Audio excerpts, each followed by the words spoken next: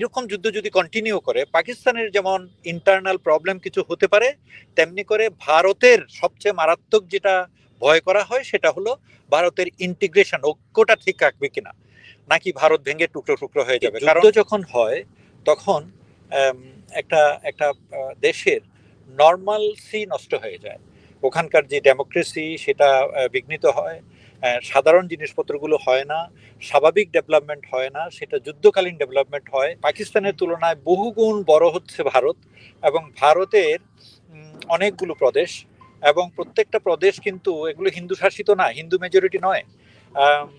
অনেকগুলো স্টেট আছে যেখানে নন হিন্দুরা মেজরিটি। ভারতের যে ঐক্য সেটা খুব রিস্কের মধ্যে চলে গেছে। অ্যাকচুয়ালি ভারত তো আমাদের মতো কোনো দেশ না, আমাদের মতো যেমন এই মাথা থেকে ওই মাথা পর্যন্ত সবাই একই রকম কথা বলি, মেজরিটি লোক মুসলমান, এসব ব্যাপারটা তো সেরকম। আমরা চাই আমাদের আমাদের পার্শ্ববর্তী দেশগুলো যদি কোনো যুদ্ধ না হয়, যাতে করে ওই টেনশন না হয়, এবং যেটা প্রথমে বলছিলাম, যুদ্ধ হলে যে কিছু পলিটিক্যাল এবং জিওপলিটিক্যাল যে কতগুলো স্ট্রেইন সিচুয়েশন তৈরি হয়, তো সেই অবস্থা যেন না হয়, এটাই আমরা চাই।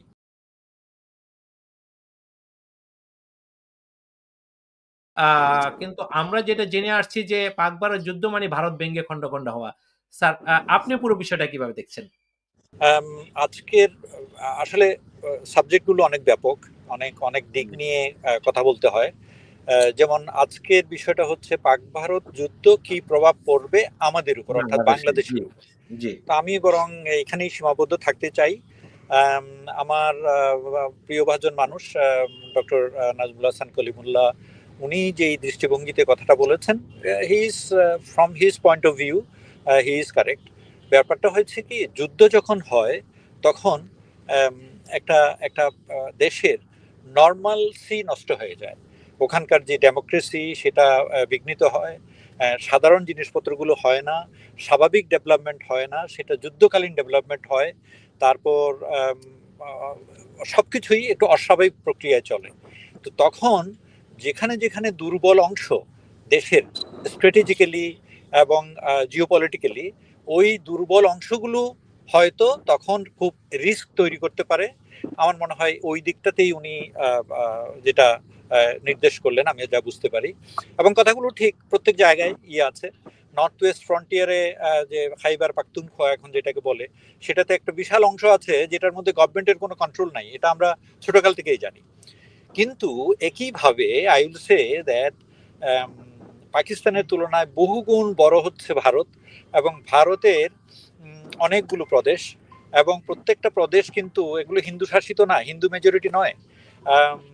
অনেকগুলো স্টেট আছে যেখানে নন হিন্দুরা মেজরিটি, এবং ইদানিং যে হিন্দুত্ববাদী সরকারের নিষ্পেষণে বা বা বৈরী নীতির জন্য আসলে ভারতের যে ঐক্য সেটা খুব রিস্কের মধ্যে চলে গেছে। অ্যাকচুয়ালি ভারত তো আমাদের মতো কোনো দেশ না, আমাদের মতো যেমন এই মাথা থেকে ওই মাথা পর্যন্ত সবাই একই রকম কথা বলি, মেজরিটি লোক মুসলমান, এসব ব্যাপারটা তো সেরকম না। ভারত হচ্ছে ইউনিয়ন অফ স্টেটস, বাংলাদেশের চেয়ে অনেক বড় বড় অঞ্চল নিয়ে ওখানে স্টেট, এতগুলো স্টেট সবগুলোকে নিয়ে ইট ইজ এ ইউনিয়ন, এটার একটা ফেডারেশন। সো সেন্ট্রাল গভর্নমেন্টের হাতে কয়েকটা জিনিস আছে আর বাকি সব স্টেটের হাতে, যার জন্য অনেকগুলো স্টেট স্বাধীনতা ঘোষণা করতে চাচ্ছে, স্বাধীনতার ব্যাপারে তারা খুব সিরিয়াস। কারণ ন্যাচারালি এখন পৃথিবী উন্নত হয়ে গেছে, যেমন এই যে মণিপুরের কথা যদি বলেন, কাশ্মীরের যদি কথা বলেন, আসামের কথা যদি বলেন, গোয়া দমন দিউ কে যদি আপনি সামনে আনেন, দের আর লট অফ প্রবলেমস। সো ওই জন্য এইরকম যুদ্ধ যদি কন্টিনিউ করে, পাকিস্তানের যেমন ইন্টারনাল প্রবলেম কিছু হতে পারে, তেমনি করে ভারতের সবচেয়ে মারাত্মক যেটা ভয় করা হয় সেটা হলো ভারতের ইন্টিগ্রেশন, ঐক্যটা ঠিক রাখবে কিনা, নাকি ভারত ভেঙে টুকরো টুকরো হয়ে যাবে। কারণ ভারত এখন যে পজিশনে আছে, যদিও বলা হয় যে ওই সংখ্যার দিক থেকে ওল্ডেস্ট ডেমোক্রেসি, মানে লার্জেস্ট ডেমোক্রেসি, কিন্তু আসলে কথাটা ওইভাবে টেকে না। এক ধরনের এটার মধ্যে নানা রকম অসামঞ্জস্য আছে। তাদের অর্থনৈতিক অবস্থা এবং ডেভেলপমেন্ট ইজ নট হোমোজিনিয়াস, সমস্যা আছে নানা রকম। তো আমি আমি বরং আমার সাবজেক্টে ফিরে আসি, সেটা হলো জি, আমরা চাই বাংলাদেশ। আমাদের আমাদের পার্শ্ববর্তী দেশগুলো যদি কোনো যুদ্ধ না হয়, যাতে করে ওই টেনশন না হয়, এবং যেটা প্রথমে বলছিলাম যুদ্ধ হলে যে কিছু কিছু পলিটিক্যাল এবং জিওপলিটিক্যাল যে কতগুলো স্ট্রেইন সিচুয়েশন তৈরি হয়, তো সেই যে অবস্থা যেন না হয়, এটাই আমরা চাই। কি জন্য? তাহলে হলো রিজিওনাল পিস অ্যান্ড ট্রাঙ্কুইলিটি, এটা আমাদের দরকার। আমার পার্শ্ববর্তী রাষ্ট্র যদি উন্নয়নের দিকে যায়, উন্নতির দিকে যায়, তাহলে আমরাও একসাথে উন্নতির দিকে যেতে পারবো। এটাই হলো আমাদের আকাঙ্ক্ষা, আমরা চাই সেটা।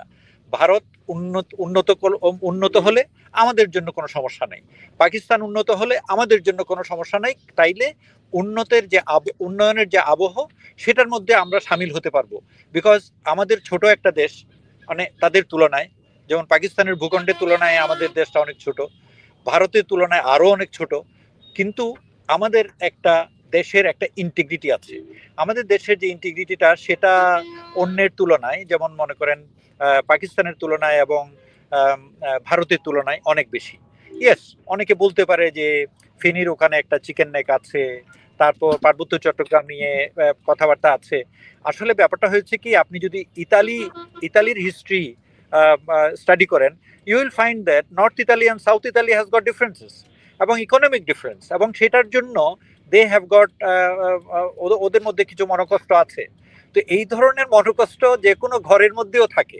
সুতরাং এটাকে বড় করে রাষ্ট্রের ইন্টিগ্রিটির উপর আঘাত আনা বা নিয়ে যাওয়াটা আসলে কোনো মতেই কাম্য নয়।